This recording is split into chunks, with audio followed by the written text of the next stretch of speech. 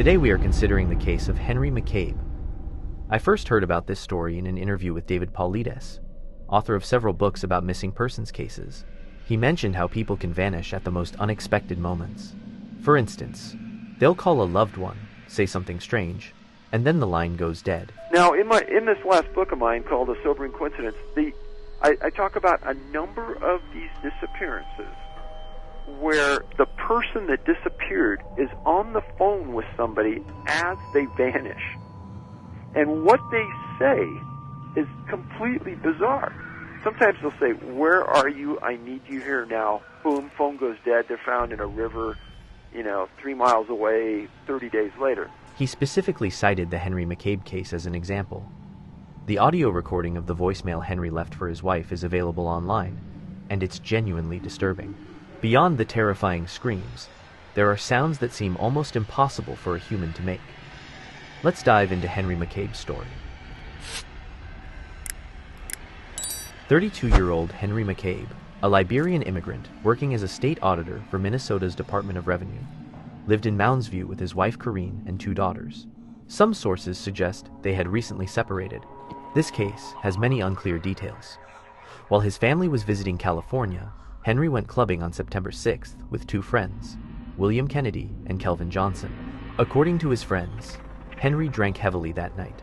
They had to take away his wallet to stop his reckless spending and confiscated his house keys so he wouldn't lose them while intoxicated.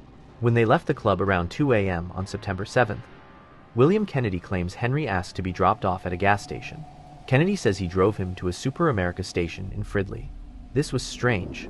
The gas station was in the opposite direction from Henry's home. Nevertheless, William claims he dropped Henry off there and left.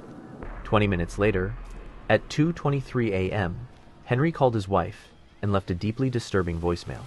5 minutes later, at 2:28 a.m., Henry called his brother, though the contents of that conversation remain unknown.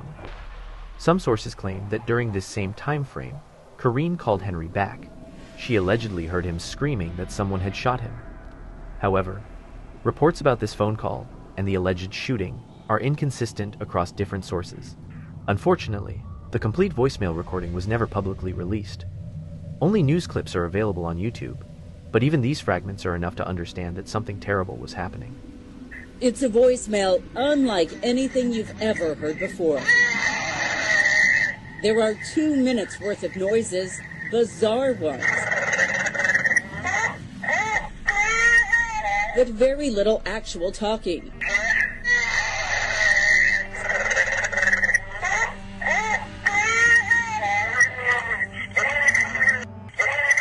The tortured grunts suddenly stop.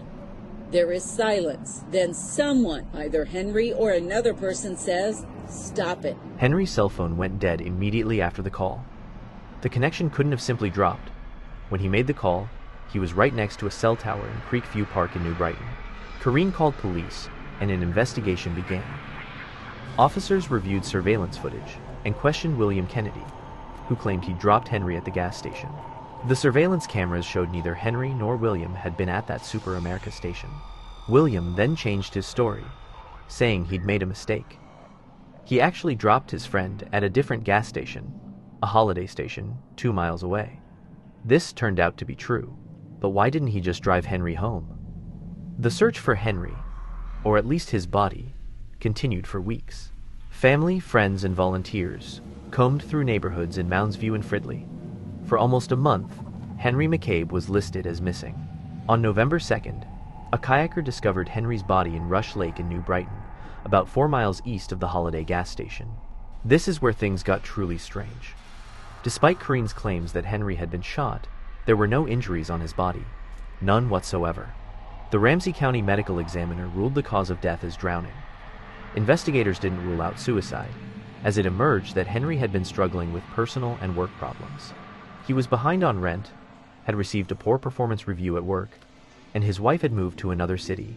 However, one official theory suggests that since Henry was intoxicated that night, he may have accidentally stumbled upon the lake and drowned. But this doesn't explain the voicemail he left for his wife. Investigators in New Brighton and Mounds View stated the case would remain open until something could be determined. At a November 25th press conference, Henry's family asked investigators and the sheriff how they believed he died. They wanted to know at least how he ended up in the lake. No rivers or streams flow into it, and it was 2 miles from the gas station where his friend dropped him off. They said they might not be able to tell the family everything. "We're not trying to hide anything. We still want to know what happened," one investigator stated. Police called this case unique, and indeed, law enforcement may be concealing something, if only because they edited the audio recording and released only a shortened version to the media. The growls turned to high-pitched moans. Like he's moaning in pain? Like moaning in pain. I try to picture where he was, what it might have been like, what circumstances would have made him sound like that. Henry's colleagues and friends described him as a true gentleman who was always willing to share anything with friends. He wanted to succeed in his career, according to coworkers.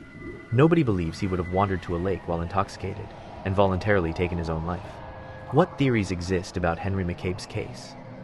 We've already covered 2: murder and accidental or intentional drowning. There's another theory linking Henry's case to the Smiley Face Killers. This alleged gang is credited with over 40 murders across different U.S. states. They supposedly left smiley face graffiti at crime scenes, and victims' bodies were found in bodies of water miles from where they were last seen alive. They reportedly targeted people who were either already intoxicated or whom they would get drunk. However, one detail doesn't match.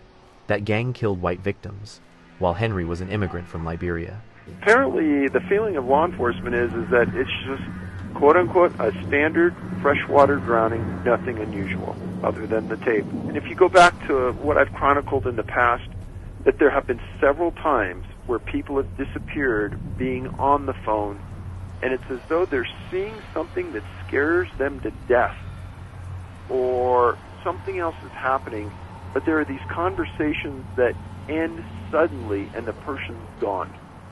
Let's talk about this story. What did you hear on this recording? It will be very interesting for me to read your thoughts on this. Please like it if you are interested in this topic, and don't forget to subscribe.